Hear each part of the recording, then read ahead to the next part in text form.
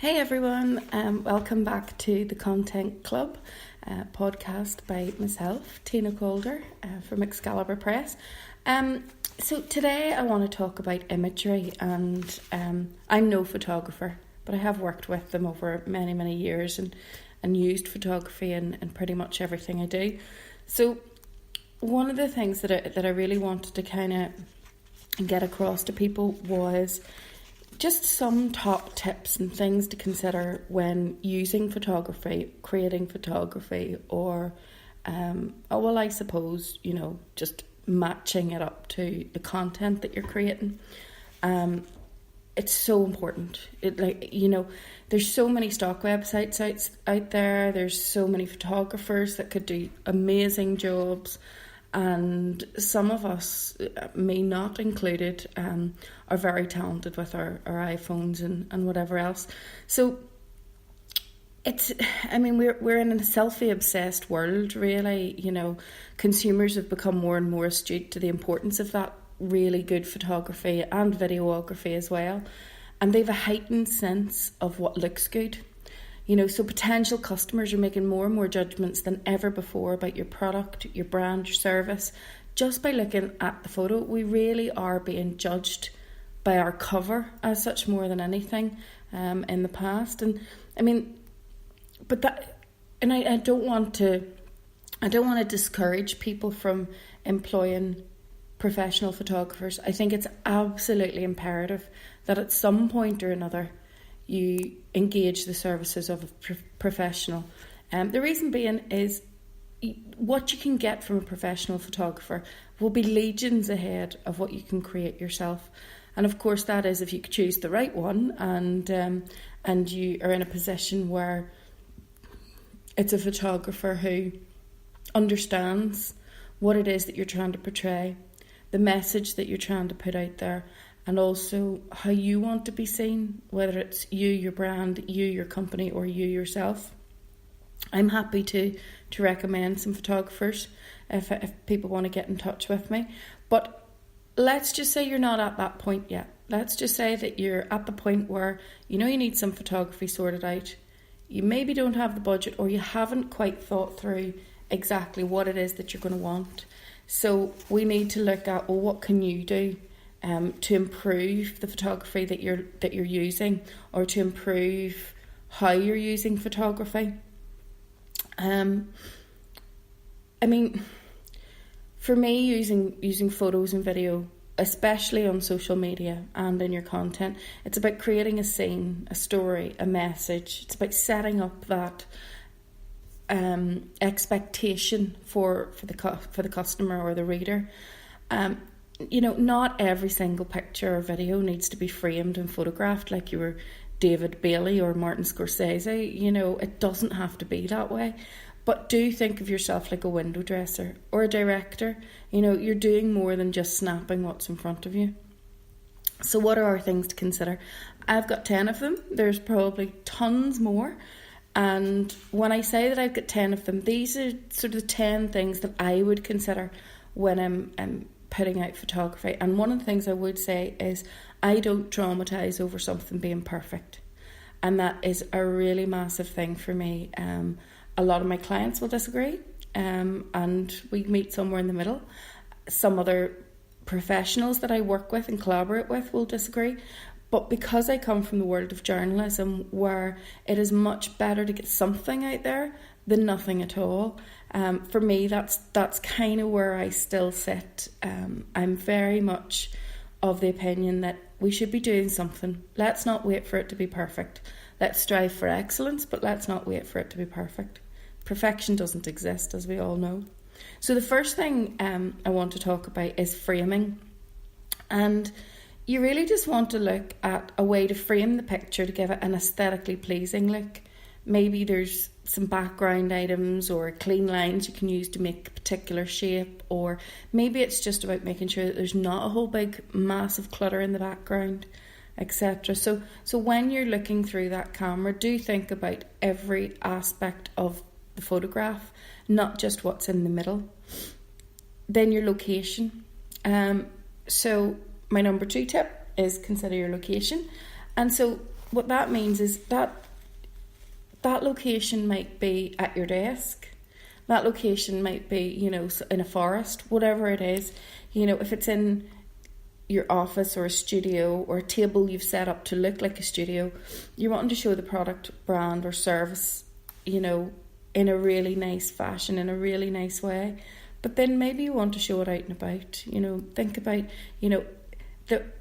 the setting or the location doesn't have to be absolutely key. For me, it's about giving a really beautiful backdrop.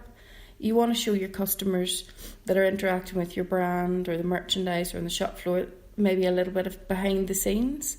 So, you could show some factory shots, some unpacking, some, shelf stacking, some product production. You want to be looking at what other locations can I use to showcase my business.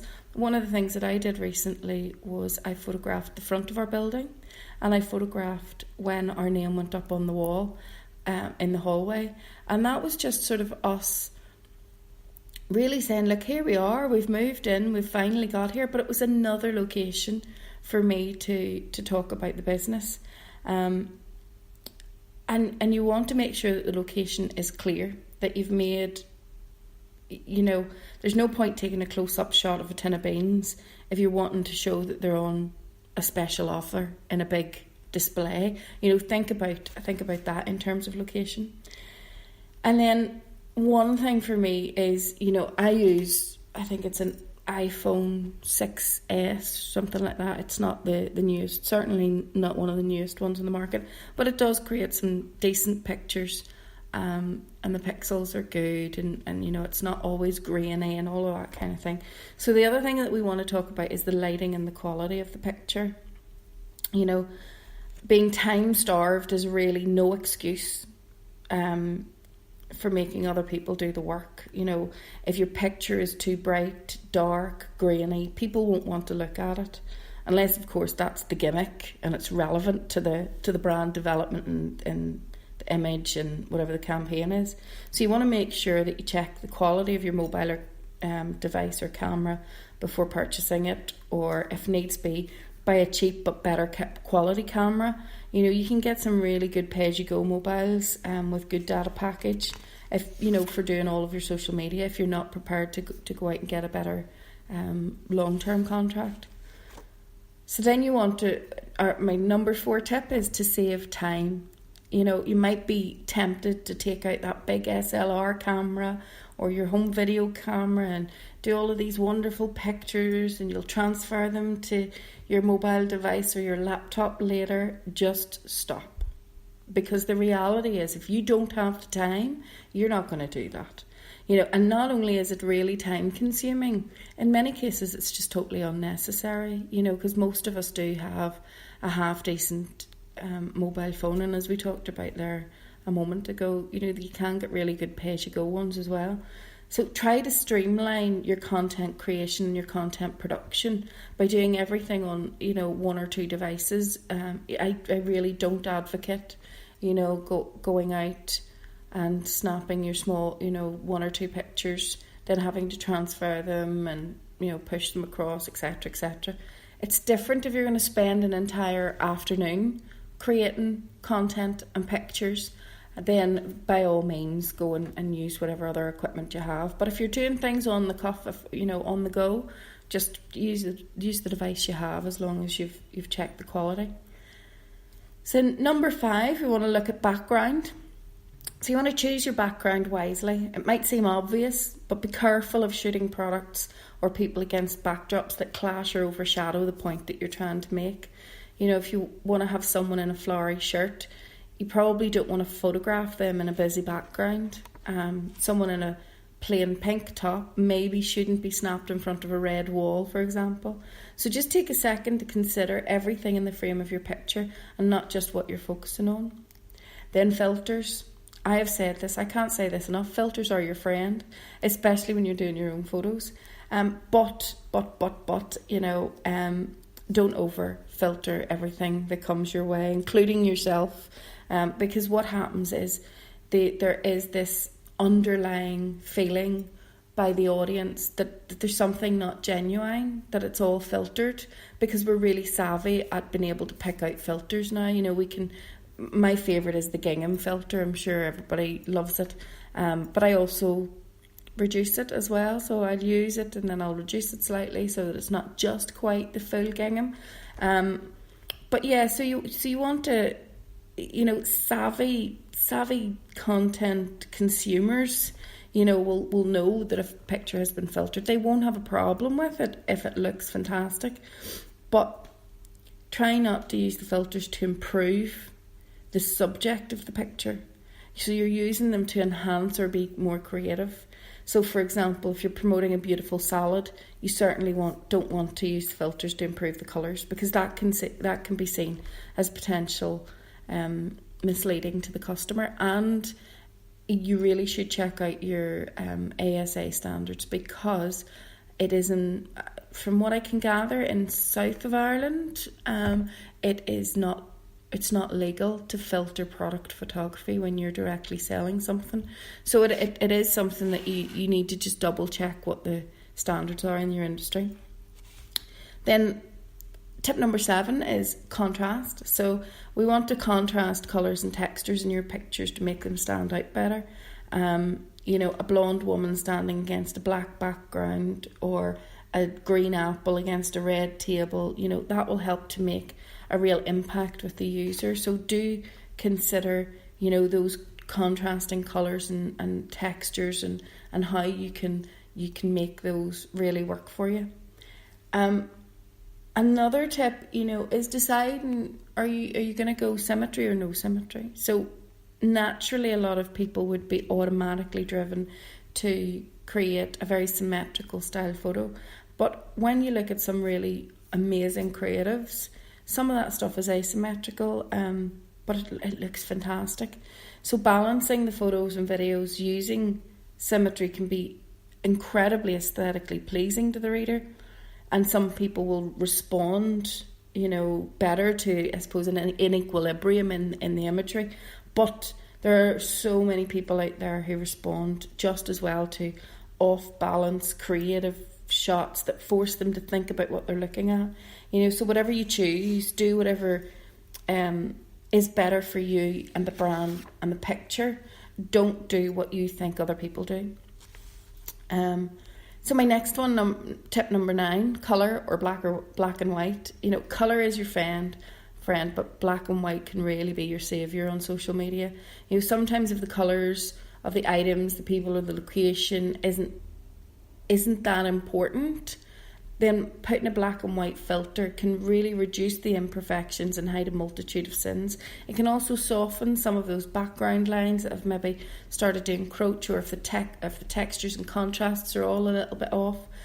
So it can be great for disguising pictures that just maybe aren't fully in focus or a little bit grainy. You know, so do be brave and experiment with, you know, some of the colour filters and some of the black and white filters, you know, when you're looking at being creative.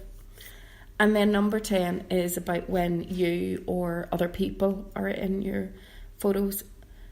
Smiling, eye contact, honestly, I can't say it enough. So smiling is what we call it.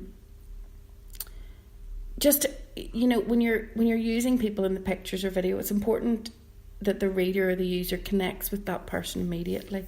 And the quickest and easiest way to achieve this is to have them smile and show eye contact with the camera. You know, it may not be appropriate for every company or organisation in every post.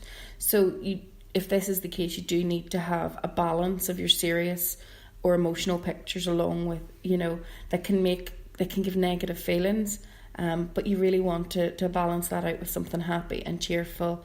You know, for example, you might be a charity worker working with disenfranchised young people, and one day you could be using a child model to talk about bullying or abuse or something like that, in which case the picture likely won't have eye contact or a smile.